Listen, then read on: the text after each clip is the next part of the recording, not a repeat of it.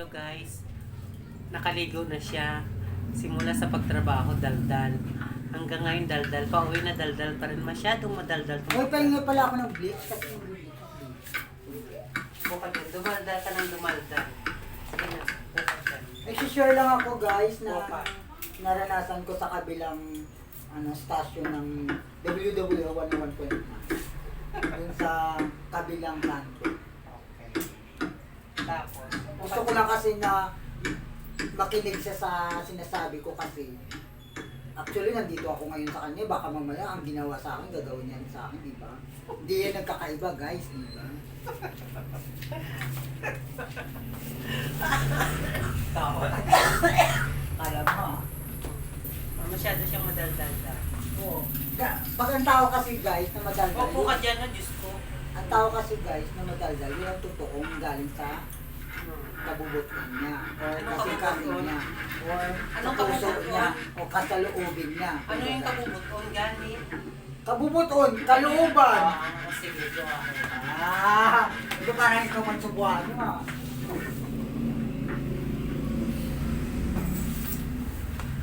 Sana makaka-relate kayo sa kwento ko.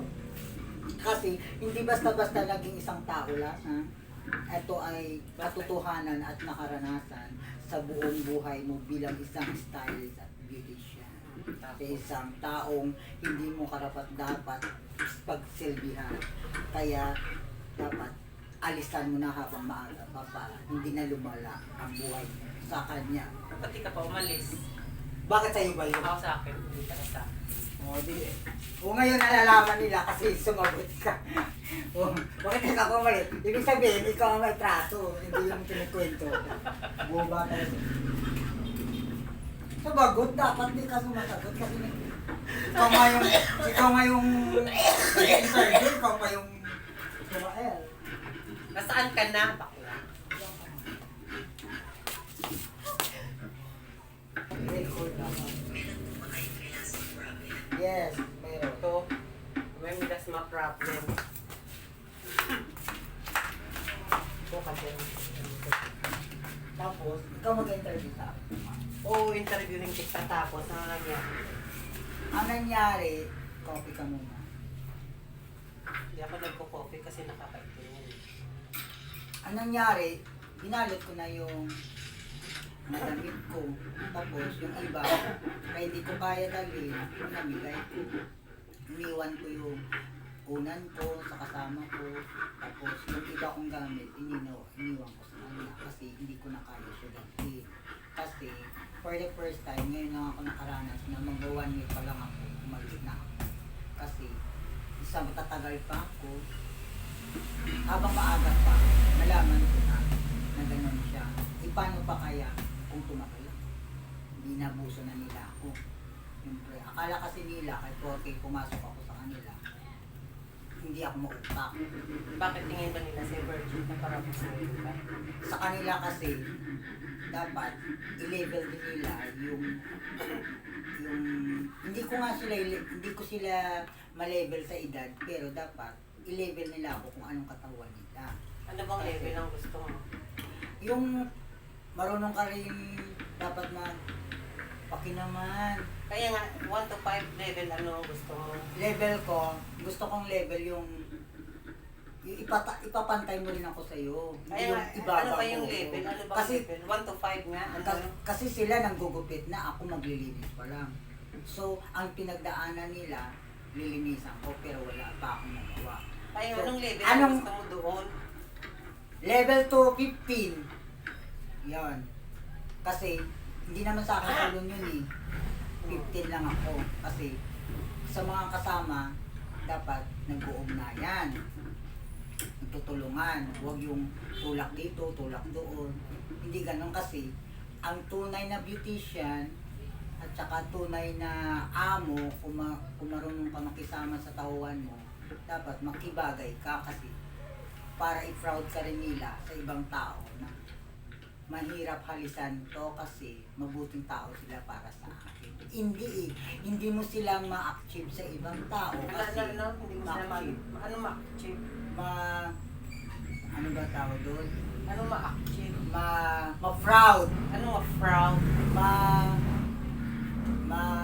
mahangaan sa ibang tao na mabait sila, wala silang bad influence para sa iyo, Anong bad influence? yung masamang ginagawa sa Ano nga yung bad influence? Impluwensya sa tao na wala silang dinadaanan na yung hirap sa iyo, ganun. Actually, mabuting tao ako. Mukha ko lang hindi mabuti. Durog man sa paningin, pero sa puso, malambot din. Sabi nga daw nila, pag ikaw punong-puno na, tumutubo na yung sungay mo. Habang tumubo pa ang sungay ko, pinababa ko na ang pride ko. Pero hindi ako humingi ng sorry kasi alam ko sa sarili ko na wala akong ginawang masama sa kanila. Hindi naman ako nakaapak ng tao, hindi ko naman sinaapakan, nirespeto ko sila, dapat respetuhin nila. Ikabig nila ako pamilya kasi ikabig ko rin sila ng tunay na pamilya. Wala naman magtutulungan sa amin kundi kami-kami lang kasi parehas kami mga LGBT. Bakit sa tingin mo hindi ka? Kaso lang, ang kaibahan lang po doon, mga guys, kunting bagay lang na pwede abutin, uutos pa sa'yo. Kakain ka na lang nga, uutosan ka pa. So, siyempre, yung gusto mo na kumain, hindi ka na makakain kasi nawawalan ka lang gana. Bago ka pa naman magtrabaho, hindi ka naman sa loob ng bahay. Ano ba ulam mo? Ano yung ulam mo? Ako nagluluto po sa ulam namin. Ano ba yung ulam niya? Ang budget namin sa trabaho namin, guys, 250. Papuntang lunch na po yun. Hanggang hapunan. Ano Pag ba yung mabitin luto mo? ka, sinigang. Kasi kung sino may gustong ganyan, yun ang luluto. Siyempre, kaya ako nagbabudget, ako nakakaalam. Siyempre, dapat, kung alam mo ng presyo ng mga bilihin sa palengke, na mahal, dapat dagdagan mo. Huwag yung mababa kasi hindi naman ikaw namimili. Ako. Hindi pwede magtawad kasi paano ka tatawad, wala naman sila kasalanan. Tama. So ako nag-prepare ng pagkain namin, ako na nga nagsasaing, ako pa lahat, tatawagin ka pa. So, ano bang dahilan doon para hindi kayo magdebate kasi pagod ka na, di ba? Eh sila nandun lang naman sa baba, ako sa taas, di ba? Actually, punong-puno ka na. Sa mahaba pa yung pasensya mo, nauubusan ka rin kasi tao ka lang din naman. Hindi ka, di ba? Bakla ka. Tao ka na marupok, pero nakakaintindi ka kung anong meron. Kasi hindi naman ako namimili. Ang mahalaga, kumikita sila, kumikita ako. Ang sabi niya kasi guys sa akin, tulungan daw. Tulungan mo ako kasi tutulungan ka rin ako. Tulong nga, pero sobra-sobra naman ang ginagawa sa'yo. Wala namang problema sa pagkain, wala namang problema sa sahod. Anytime pwede siya magpano. Kaso lang, ang utos lang kasi hindi mo makayanan kasi magpapahinga ka na, maglilinis ka pa. Hindi ba pwede kinabukasan linisin ang salon? Para may gagawin ka. Eh kung linisan mong ngayong gabi, kinabukasan wala kang linisin kasi uupo ka na lang. Malinis na eh. Ano pa ba malilinis mo doon? Kasi malinis na. Kaya nga tiniran mo ng basura para may ligpitin ka kinabukasan. Ang gusto niya, maglinis daw kasi bukas daw, panibago naman. Anong panibago doon? Inaligpit mo na lahat. Diba guys? Sana ang nanonood, maiintindihan nyo kami kasi kami ang nakakaranas, hindi yung nanonood. Diba? Kasi guys, ang hirap talaga ng buhay ngayon. Ang sabi ko nga sa kasama ko, huwag ka tumingin sa taas, sa baba ka. Bakit ay bang meron sa baba? Kasi ang tingin niya sa sarili niya, porque mayroon na siya, mataas na siya. Nasaan ba siya ngayon? Sa baba pa naman siya, di ba? Nasaan bang Hindi baba? pa naman... Nasaan baba? Baba, lupa. Oh. Nakatapak pa naman siya sa lupa. Hindi naman lahat semento na apakan niya. Okay lang sana kung all around the world na apakan niya. Doon na siya magmataas. Siyempre, pag ikaw binigyan ng biyaya ng may kapal, dapat i-share mo rin sa ibang tao na balang araw maghihiwalay tayo. Sana maging successful kayo kasi hindi naman habang buhay, manigila kayo sa akin. Dapat mga ganong point, di ba, guys? Hindi yung aga-aga pa, dak-dak na, aga-aga pa, nagsisermon na. Sino ba naman magaganahan nun? Sino ba sisiglahan ng isip nun?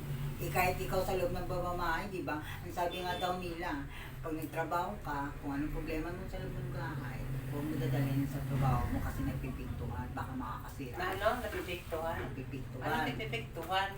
Mapipiktuhan. Ano Ang yung trabaho mo, pipiktuhan nga? may piktuhan. Ano yun? Masira, makakasira ka. ng Pipiktuhan bungol. ka. Okay. Sige. So, ang ginawa ko, pumunta ako sa ibang salon, nagtanong ako, pero hindi nila alam na lilipat ako. Kaso lang, may nakaalam na lilipat ako, kaya sinabi nila,